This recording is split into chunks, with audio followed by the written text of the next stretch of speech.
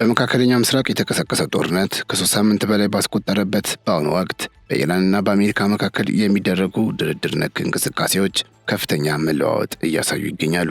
አብዮታዊ ዘቡ ያለው ተጽዕኖ እያደገ በመምጣቱ ኢራን በሽምግልና ጥረቶች ወቅት ያላት የድርድር አቋም በከፍተኛ ሁኔታ እንደጨመረ እየተነገረ ይገኛል። ከአሜሪካ ጋር ለሚደረግ ማንኛውም እውነተኛ ስምምነት ቴህራን ለወደፊት ወታደራዊ እርምጃ እንደማይወሰድ ለደረሰባት ጉዳት ካሳና የሆርሙዝ የባህር ወሽመጥን በይፋ የመቆጣጠር መብትን እንደ ዋና ቅድመ ሁኔታ እያቀረበች ይገኛል። እነዚህ ጥያቄዎች ለፕሬዝዳንት ዶናልድ ትራምፕ አስተዳደር ቀይ መስመር ሊሆኑ እንደሚችሉ ቢገመትም ኢራን ግን ስለ ባሊስቲክ ሚሳኤል ፕሮግራሟ ምንም አይነት ድርድር ለማድረግ ፈቃደኛ እንዳልሆነች በጽኑ አቋም ገልጻለች። ይህ ሁኔታ የድርድሩን ሁኔታ ይበልጥ ውስብስብ እያደረገው ሲሆን የዓለም አቀፉ ማህበረሰብም የቴህራንን ቀጣይ እርምጃ በንቃት እየተከታተለ ይገኛል። ፕሬዚዳንት ዶናልድ ትራምፕ ዋሽንግተን ከቴህራን ጋር በጣም ጠንካራና ውጤታማ ንግግሮችን እያደረገች መሆኑን በይፋ ቢገልጹም ኢራን ግን ይህንን መረጃ በተደጋጋሚ በማስተባበል ላይ ትገኛለች። የኢራን ባለስልጣናት ከፓኪስታን፣ ቱርክና ግብጽ ጋር የመጀመሪያ ደረጃ ውይይቶችን እያደረጉ መሆኑን ቢጠቁሙም ከአሜሪካ ጋር ቀጥተኛ ንግግር ስለመኖሩ የሚሰጡት ምላሽ ግን አሉታዊ ነው። ከዚህ ቀደም ባለፈው የካቲት ወር በጄኔቫ በነበረው የሰላም ንግግር ወቅት የሀገሪቱ የበላይ መሪ አሊ ሐሚኒ መገደላቸውን በማንሳት ኢራኖች ለአሜሪካ ልዑካን ያላቸው እምነት ሙሉ በሙሉ መሸርሸሩን በይፋ እየገለጹ ይገኛሉ። በተለይም የትራምፕ አማካሪዎች የሆኑት ጃሬድ ኩሽነርና ስቲቭ ዊትኮቭን ክህደት ፈጽመውብናል የሚል ክስ በማቅረብ ዳግመኛ ከእነሱ ጋር በአንድ ጠረጴዛ ዙሪያ እንደማይቀመጡ አስታውቀዋል። ይህ የእምነት መጓደል በዲፕሎማሲው መስክ ትልቅ እንቅፋት ሆኖ የቀጠለ ሲሆን ለወደፊት ንግግሮች አዲስ አቅጣጫ መቀየር እንዳስፈልጋት መረጃዎች ያሳያሉ። በዲፕሎማሲው ረገድ የሚታዩ ምልክቶች የተደበላለቁ ቢሆኑም አዲሱ ጠቅላይ መሪ ሙጅታባ ሐሚኒ ግን በሚስጥር ከዋሽንግተን ባለስልጣናት ጋር እየተነጋገሩ መሆኑን መረጃዎች ያሳያሉ። የኢራን የውጭ ጉዳይ ሚኒስትር አባስ አራግቺ አዲሱ ጠቅላይ መሪ ጦርነቱን በኢራን ቅድመ ሁኔታዎች መሰረት በአስቸኳይ እንዲቆም ስምምነት ላይ መድረስን ማጽደቃቸውን ለአሜሪካ መልእክተኛ ስቲቭ ዊትኮፍ ማሳወቃቸውን የእስራኤል ጋዜጦች ዘግበዋል። ይህንን ምስጢራዊ መልእክት ተከትሎ ፕሬዚዳንት ትራምፕ በኢራን የኃይል ማመንጫና የኤነርጂ መሰረተ ልማቶች ላይ ሊሰነዘር የነበረውን መጠነ ሰፊ ጥቃት ለ5 ቀናት እንዲዘገይ ትዕዛዝ የሰጡ ሲሆን በሚቀጥሉት ጥቂት ቀናት ውስጥ ዘላቂ ስምምነት ላይ ለመድረስ ተስፋ እንዳላቸው ለፎክስ ኒውስ ገልጸዋል። ትራምፕ አክለው ንግግሩ እየተደረገ ያለው ከሀገሪቱ ከፍተኛ ሰው ጋር እንጂ ከራሳቸው ከጠቅላይ መሪው ጋር አለመሆኑን በመግለጽ የሂደቱን ጥንቃቄ የተሞላበት አካሄድ ጠቁመዋል። ይህም በሁለቱ ሀገራት መካከል ያለው የውጥረት መቀነስ ምልክት ተደርጎ ቢወሰድም ውጤቱ ግን በሚቀጥሉት ቀናት በሚደረጉት ዝርዝር ውይይቶች ስኬት ላይ የተመሰረተ ይሆናል። የኢራን የውስጥ ፖለቲካ ሁኔታና በውሳኔ አሰጣጥ ሂደት ላይ ያለው ሽኩቻ ለድርድሩ ስኬታማነት ሌላኛው ትልቅ ስጋት ሆኖ ተደቅኗል። ምንም እንኳን ንግግሮቹ ከተሳኩ ፓርላማውን በመወከል መሐመድ ባጋር ጋሊባፍና የውጭ ጉዳይ ሚኒስትር አባስ አራግቺ ወደ ፓኪስታን ይላካሉ ተብሎ ቢጠበቅም የመጨረሻው የውሳኔ ስልጣን በአብዮታዊ ዘቡ ወይም IRGC እጅ መሆኑ ስምምነቱን አዳጋች ሊያደርገው እንደሚችል ተንታኞች ያስጠነቅቃሉ። የጥበቃ ኃይሉ በአገሪቱ ስትራቴጂካዊ ውሳኔዎች ላይ ያለው ተሰሚነት ከጦርነቱ መጀመር በኋላ በከፍተኛ ሁኔታ ማደጉ የዲፕሎማሲውን መንገድ ጠባብ እንዲሆን አድርጎታል። በተጨማሪም አዲሱ ጠቅላይ መሪ ሙጅታባ ሐሚኒ ከተሾሙ በኋላ እስካሁን በይፋ በምስል ወይም በቪዲዮ አለመታየታቸው በሀገሪቱ አመራር ውስጥ ያለውን ግልጽነትና የውሳኔ አሰጣጥ ነጻነት ላይ ጥርጣሬ እንዲፈጠር አድርጓል። ይህ የውስጥ አለመረጋጋት ኢራን በድርድር ጠረጴዛው ላይ ያላትን የመንቀሳቀስ ዕድል የሚገድብ ሲሆን ማንኛውም ስምምነት ከወታደራዊ ክንፍ ይሁንታ ውጪ ተግባራዊ ሊሆን እንደማይችል ግልጽ አድርጎታል ተብሏል። በሌላ በኩል የእስራኤል ባለስልጣናት በአሜሪካና በኢራን መካከል ሊደረግ የታሰበውን ስምምነት በከፍተኛ ጥርጣሬና ጥንቃቄ እየተመለከቱት ይገኛሉ። 3 ከፍተኛ የእስራኤል ባለስልጣናት እንደገለጹት ቴህራን የህልውና ዋስትና አድርጋ የምትቆጥራቸውን የባሊስቲክ ሚሳኤል አቅሟንና የኒውክሌር ፕሮግራሟን እንድታቆም የሚጠይቁትን የአሜሪካ ቅድመ ሁኔታዎች ትቀበላለች ብለው አያምኑም። ለዚህም እንደ ማሳያ የሚጠቀሰው ኢራን እስካሁን ለደረሰባት ጥቃት ውጤታማ ምላሽ የሰጠችው በሚሳኤል አቅሟና የዓለምን 20 በመቶ የነዳጅ መተላለፊያ የሆነውን የሆርሙዝ ወሽመጥን የመዝጋት አቅሟን በመጠቀም መሆኑ ነው። እነዚህ ስልታዊ የሆኑ የጦር መሳሪያዎቿን እና የመቆጣጠር ስልጣኗን አሳልፋ መስጠት ራሷን ለተጨማሪ ጥቃት ተጋላጭ ማድረግ እንደሆነ በቴህራን ያሉ ስትራቴጂ ነዳፊዎች በጽኑ ያምናሉ። በመሆኑም እስራኤል የትራምፕ አስተዳደር ከኢራን ጋር ሊያደርግ የሚችለውን ማንኛውንም ስምምነት ለደህንነቷ ስጋት ሊሆን እንደሚችል በመገመት የራሷን ወታደራዊ ዝግጅት እያጠናከረች ትገኛለች ተብሏል። በእስራኤል የሀገር ውስጥ ፖለቲካም የትራምፕ የድርድር እንቅስቃሴና የጥቃት ማዘግየት ውሳኔ ከፍተኛ ተቃውሞና ትችት እያስነሳ ይገኛል። የተቃዋሚ መሪው አቪግዶር ሊበርማን አሜሪካ ከጦርነቱ ራሷን ብታገል እንኳ እስራኤል የኢራንን ስርዓት ለመጣል የምታደርገውን ወታደራዊ እርምጃ አጠናክራ መቀጠል እንዳለባት አሳስበዋል። ሊበርማን አሁን ያለውን የቤንያሚን ኔታንያሁ መንግስት በጸጥታ ጉዳዮች ላይ ትኩረት ከመስጠት ይልቅ በሀገር ውስጥ ጥቃቅን ህግጋት ላይ መጠመዱን በጽኑ ወቅሰዋል። በሰሜን እስራኤል የሚኖሩ ዜጎች በየጥቂት ደቂቃው የጥቃት ማስጠንቀቂያ ሳይረን እየሰሙ የሀገሪቱ ምክር ቤት ስለ ስልጣን ማስፋፋት መወያየቱ ፍጹም እብደት ነው በማለት ነው ቅሬታቸውን ያቀረቡት። ይህ በእስራኤል አመራሮች መካከል ያለው ልዩነት አሜሪካ ወደ ሰላም ንግግር ብታዘነብልም እስራኤል ግን የራሷን የደህንነት መስመር ለመከተልና ጦርነቱን ለማስቀጠል ያላትን ቁርጠኝነት የሚያሳይ ሆኗል።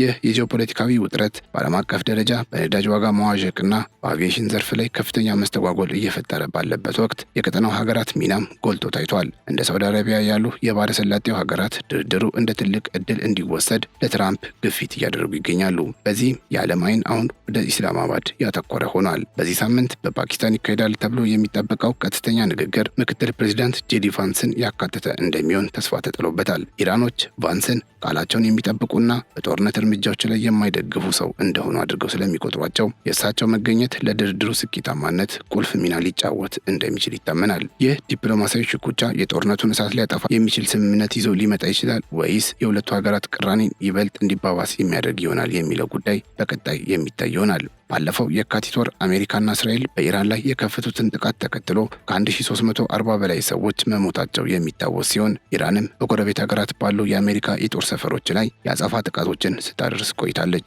ግጭቱ እየተባባሰ በሄደ ቁጥር ቴህራን በእስራኤል በተባበሩት አረብ ኤሚሬትስና በመሰል የገልፍ ሀገራት ላይ በሚሳኤልና በድሮን የምታደርሰው ጥቃት የቀጠናውን ሀገራት ለከፍተኛ ስጋት ዳርጓቸዋል። አሁን ላይ በትራምፕ የተሰጠው የ5 ቀናት የጥቃት መዘግየት በዲፕሎማሲው መስክ የሚታይ የሰላም ብርሃን ይሁን ወይም ለከፋ ወታደራዊ እርምጃ የሚደረግ ስልታዊ ዝግጅት በቀጣዮቹ ጥቂት ቀናት ውስጥ በሚደረጉት ጥልቅ ውይይቶች ውጤት የሚወሰን ይሆናል። ዓለም አቀፉ ማህበረሰብም ጦርነቱ ቆሞ ሰላም እንዲሰፍን ከፍተኛ ጫና እያደረገ ቢሆንም በሁለቱ ወገኖች በኩል ያሉ ቀይ መስመሮችና የእምነት ማጣት ችግሮች ሂደቱን እጅግ አዳጋችና አጠራጣሪ አድርገውታል።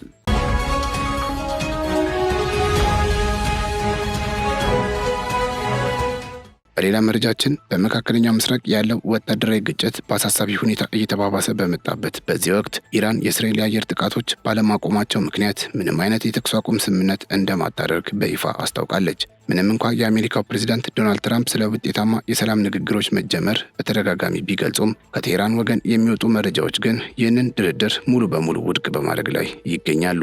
ይባስ ብሎም የኢራን የኤነርጂ ሚኒስትር ትራምፕ የሀገሪቱን የኃይል ማመንጫዎች ኢላማ ለማድረግ የሰነዘሩትን ዛቻ በማጣጣል መሰረተ ልማቶቹ ጥቃት ቢሰነዘርባቸው እንኳ በፍጥነት መልሶ የመገንባትና የማዘመን አቅም እንዳላቸው ተናግረዋል። በኮራም ሻር የኃይል ማመንጫ ጣቢያ ላይ ያለው የጋዝ ቧንቧ ጥቃት ቢደርስበትም ምንም አይነት የኃይል መቆራረጥ አለመከሰቱ የቴህራንን የጽናት መግለጫ አጠናክሮታል ተብሏል። ጦርነቱ ወደ ሊባኖስና ኢራቅ በስፋት እየተጋባ ሲሆን በእስራኤል በኩል የሚሰነዘሩ የአየር ጥቃቶች ስትራቴጂካዊ በሆኑ የሲቪል መሰረተ ልማቶች ላይ እያነጣጠሩ መሆኑ ተስተውሏል። በሊባኖስ ምዕራባዊ ክፍል የሚገኘውና ደቡባዊውን የቤካ ሸለቆ የሚያገናኘው የአልዳፋ ድልድይ በእስራኤል ሚሳኤሎች መውደሙ የትራንስፖርት ግንኙነቱን ክፉኛ እያስተጓጎሉ ይገኛል። በሌላ በኩል ደግሞ የኢራን ኃይሎች በኢራቅ ኩርድ ክልል ላይ በፈጸሙት ጥቃት 6 የፔሽመርጋ ተዋጊዎች መገደላቸውን ተከትሎ የኩርድ ራስ ገዝ አስተዳደር በኢራን ላይ ከፍተኛ ክስ መስርቷል። ይህ ግጭት በየዕለቱ እያፈሰሰ ያለውን የሰው ሕይወትን እጅግ አሳሳቢ ደረጃ ላይ ያደረሰው ሲሆን በኢራን ብቻ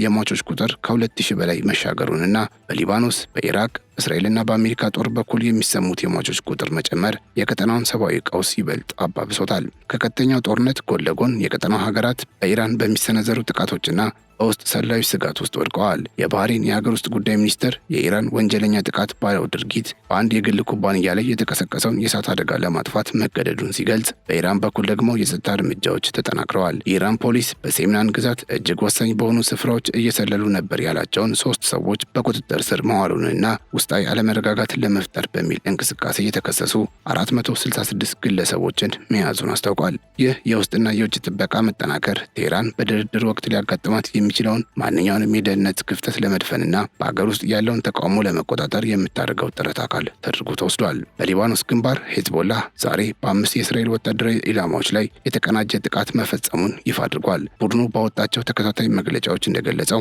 ጥቃቱ ያነጣጠረው በእስራኤል ወታደራዊ ሰፈርና የራዳር ጣቢያዎች ኢላማዎች ላይ ሲሆን ይህም በእስራኤል ወታደራዊ እንቅስቃሴ ላይ ጉዳት ማድረሱን የእስራኤል ብሮድካስት ባለስልጣን ጭምር አረጋግጧል። ይህ በድንበር አካባቢ የሚካሄደው የጭካኔ ጦርነትና የተመራጭ ኢላማዎች ጥቃት ዲፕሎማሲያዊ መፍትሄው ምን ያህል ከርቀት ላይ እንዳለ አመላካች ሆኗል። ሁኔታው በዚህ ከቀጠለ የሟቾችና የቆሰሉ ሰዎች ቁጥር ከቁጥጥር ውጪ ሊወጣ እንደሚችልና የቀጠናው ሀገራት መረጋጋት ሙሉ በሙሉ ሊደፈርስ እንደሚችል የፖለቲካ ተንታኞች ስጋታቸውን ይገልጻሉ። የዓለም አቀፉ ማህበረሰብ ይህንን አደገኛ የጦርነት እሳት ለማጥፋት የሚያደርገው ጥረት ቢቀጥልም እስካሁን ፍሬ አላፈራም። የአውሮፓ ኮሚሽኑ ፕሬዚዳንት ኡርሱላ ፎንደር ላየን አሜሪካና እስራኤል በአስቸኳይ ወደ ድርድር ጠረጴዛ እንዲመጡና የሆርሙዝ የባህር ዳርቻ መዘጋት ሊያስከትል የሚችለውን የኢኮኖሚ ቀውስ እንዲያስቀሩ ጥሪ አቅርበዋል። ይሁን እንጂ በሳውዲ አረቢያ፣ ኩዌትና ኤሚሬትስ ሳይቀር የሰዎች ሕይወት እየጠፋ ባለበትና የነዳጅ ገበያው በስጋት ባለበት ሁኔታ የትራምፕ አስተዳደርና የቴህራን አዲሱ አመራር ያላቸው የሻከረ ግንኙነት ለሰላሙ ትልቅ እንቅፋት ሆኖ ቀጥሏል።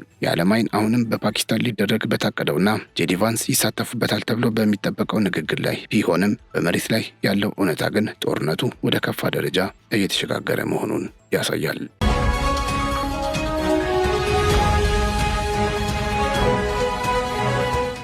የተከበራችሁ ኢትዮ ግሎባል ቤተሰቦቻችን ለዛሬ ያዘጋጀንላችሁ መረጃ እነዚህን ይመስሉ ነበረ። አብራችሁን ስለነበራችሁ እጅግ እናመሰግናለን። ቻናላችንን ሰብስክራይብ፣ ይህን ቪዲዮ ላይክ እንድታደርጉም በአክብሮት እንጠይቃችኋለን። በያላችሁበት ሰላም